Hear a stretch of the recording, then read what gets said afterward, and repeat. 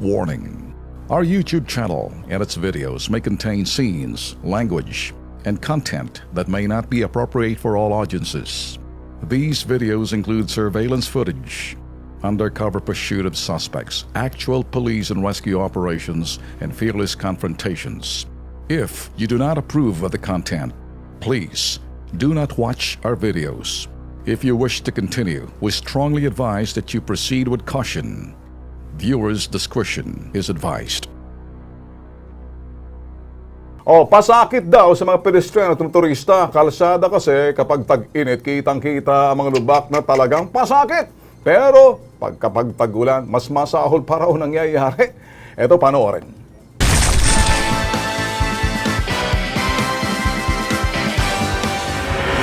Sa mga larawang ipinost sa Facebook ng isang concerned citizen, isang kalsada ang matagal na nilang inilalapit sa kinaukulan. Ang naturang kalsada, bahagi ng Barangay D1 sa bayan ng Mahayag at Barangay Parasan sa bayan naman ng Molape sa lalawigan ng Zamboanga del Sur.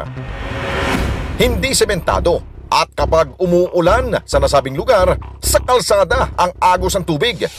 Sa larawang ito, makikitang binabagta sa mga estudyante ang malailog na kalsada, makapasok lang sa paaralan, sasapuhin kahit binabahang daanan.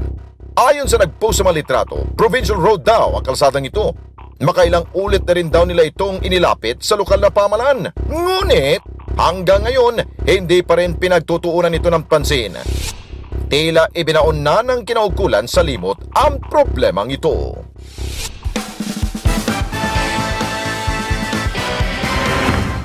Okay, para bigyan tayo ng linaw hinggil sa isyong yan, maging balanse ho tayo. Pakinggan ho muna natin si Engineer Achilles Saking. At eto, hepe ho siya ng Zamboanga del Sur Provincial Engineering Office. Sir, magandang gabi sa iyo, Engineer. Engineer? Yes po, magandang gabi po. Kasama po natin si Alex Santos, live ho tayo sa PTV4. Sir, dinudulog ho ng itong iba sa atin dito. Kami ho nanggigising, nagpupukaw ho kami sa inyo. Ano ho magagawa ho natin dyan sa kalsadang nirereklamo ho? Parang ilog na. Kalsada pa ho ba yan? O anong sitwasyon? Anong update ho dyan, sir? Yung pagkakalang yun po, may nakabit na po na project doon po. Okay. Yung sa Philippine Rural Development Program. Ano hong... Yung project na yun, yung concreting of... hello, sir? Yes. Concreting, okay. Yung concreting of Gumaan, D1, Parasan, Mabuhay. Mga lugar. Okay. Okay. So, yung road section na yun, part na yun sa nabid na. okay. Nabid. So, sir, nabid na yan. Kailan ho, sir, makita ho ng tao na masisementohan nyo, no? Makukoncrete nyo na para naman huwag magmukhang ilog. Akala ko ho ilog eh. Parang nakakatakot ho dumaan dyan. Baka biglang mag-flash flood ho eh. Sir, ano ho magagawa ninyo at ano hong timetable ho ninyo rito? So, Paul, sir, ano kasi, sir, hindi namin yan pwede ma-reab, sir, kasi magka-double funding na po kami ngayon. Okay. Kasi may nakabid na po na project, incoming project. So, may nakabid na. Oh, yes, sir. Nag-intel na po kami ng no objection letter galing po sa World Bank. Yun na lang po inintay namin. So manggagaling pa sa World Bank, sir. Manggagaling sa World Bank itong popondohan dito. Yes po, yung project na yan. At saka pinapalap naman namin yun halos araw-araw. Sabi lang ko nila, baka nalapat na yung no objection letter number 2 next week. Alright. Sir, mabilis lang, sir. Ano? Kasi nag-aantay ang tao. Alam ko na napaliwanag nyo. So itong kalsada na to, naibid na, nag-aantay na lang kayo sa World Bank na pondohan to. Yun bang ibig nyo sabihin? Hindi. Ano na lang po, yung no objection letter So, number 2 lang po. bakit ho may no objection? Okay, sir, bakit ho may, sino ho mag-o-object? Kinakailangan na ho yan. Sino ho mag-o-object? Yung taong bayan? Yung World Bank po, yun po ang nakaano po dati nung no objection letter number 2, mag-issue na kami ng notice to proceed. Hindi kami maka-issue ng notice to proceed kung wala po yung no objection letter number 2 po. Okay, no Yung objections. Agreement po. Okay, so yung no objection letter manggagaling sa World Bank, parang ganyan, pag no objection, wala hong kukontra dyan, tuloy na sir ang proyekto. Yes po, tuloy na po. Alright, sige sir. Paano ho natin mapabilisan ho? Sino ho mag-o-object yan? Kung ang pag-object ho niyan, hindi naman ho siguro taong bayan, kailangan nila. Hindi naman ho siguro yung mga kontratista mag-object yan. Nagtatalo-talo sila. Baka yung road right of way ba? Ang issue ba dyan? Sir, tingnan na ho natin. Kanino ho mag-object? Yung World Bank ho.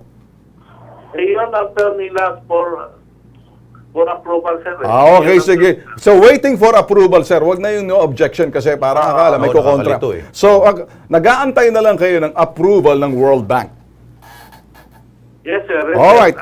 Ito, sir, isahin na natin para maintindihan. Kasi kung nagsasalita ho kayo, ewan ko sir, kung nakainom kayo, no? Ako, diretsahan na lang, para nakainom ho kasi kayo, kaya nahihilo tayo, So, nag-aantay kayo ng approval na lang, pero ano hong ginagawa ng lokal na, ito yung provincial government ng Zamboanga del Sur para mapabilis ho at sasabihin, eto na, ready na kami. Ang World Bank naman ho kasi hindi naman kapareho ng mga Pinoy ho, sir, na hahayaan ka nakatiwangwang dyan. Sila ho, kung may nakikita ho sila na may problema, hindi ho sila magpuproceed. Ano sa palagay niyong problema dyan?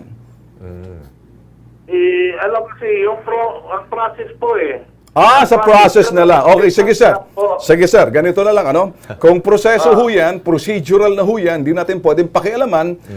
Siguro sir, pakitutok na lang na wala ho magkakaroon ng problema. Siguro, kayo rin sa provincial government ng Zamboanga del Sur, padalhan niyo ho ng letter, ipakita niyo na ho, sabihin niyo, sir, we need the project very soon kasi nakakaantala na ho sa mga tao nag-aantay. World Bank, alam naman natin, sila ho'y nagpopondo na dyan kapag wala ho silang nakitang problema. In the meantime, baka sa inyo ho siguro na magpa-proceed ho kayo, there is no objection, waiting for approval, yung lokal na pamahalaan sa pamamagitan ng provincial government, dapat simulan nyo, sir, i-notify sila para ma-release agad yung pondo. Hindi ho ba, sir? Yes, sir. Alright. Kakaintindihan kita, sir. Kasabot ka, sir? Yes, sir. Yes, sir. Kasabot ka? Yes, sir. Yes, sir. Okay, daghang salamat, sir. Kumusta bang dati niyo, sir? Ang atong sumsuman diha. Sabot kang sumsuman? Why sumsuman? Sige. Wala ko kayo nang inom, sir. Okay, sige. Okay. Why inom diha? O sige. Hindi inom ta tubig, sir. Okay. Walang masama kung tubig, sir, ha? Okay, sir. Maraming salamat, ha? Hihingi kami ng update sa susunod, sir, ha? Thank you, sir, ha? Okay, sir. Okay, sir. Una, hindi ko maintindihan kung sinong kukontra dyan. Para naman sa kabutihan Good na question. natin, sa kabutihan mo ng lahat ng mga residente ho dyan ng Zamboanga del Sur, Natumbok sinong mo. kukontra? Natumbok mo. Diba? Ang ibig sabihin nito, ang World Bank kasi will fund the project, Yeah. i-release yung proyekto. Pag nakita nila everything is okay, Yun. may nagkukulang. Yun. Ayoko namang sabihin kasi baka naantala natin yung kanyang pulutan. Pinupulutan, baka mali. Or kinakain baka siya. naman siguro, Ben, ang World Bank ay nag-iingat lamang. Tama. Dahil kapag naglabas sila ng pondo, Exactly. napupunta lamang ho sa bulsa ng tao, naku po, Pero kawawa naman tama. si Juan de la Cruz. Tama ka, sir. Tama ka, yung JICA, World Bank, Yun. any funded foreign fund yan. Yan. Very strict sila. Kaya sila ingat na ingat na. Hindi ang kapareho sa atin. Ingat sila, pero yung due diligence niyan ay manggagaling sa requesting party. Yung lokal na pamahalaan para maaprubahan, walang problema. Yung sinasabing walang kumukontra is because i-release. So kung may kumukontra diyan, hindi doon sa kung sino kukontra, may problema doon sa kanilang sistema at yung kanilang bilis para maaprubahan. Tama. Siguro, nakikinig rin siguro ho si Engineer Sakin. Engineer Sakin, kung pwede ho, gumawa lang kayo ng temporary solution po dyan muna habang inaantay pong desisyon ng World Bank, ha? Pag hindi nagkaroon ng temporary solution dyan, mananagot kayo sa taong bayan. Kanina pa natin Ayos sinabi, ubos na pulutan. Ayun. Saan ang inuman? Ay, Diretso tayo rin. Kalo ko,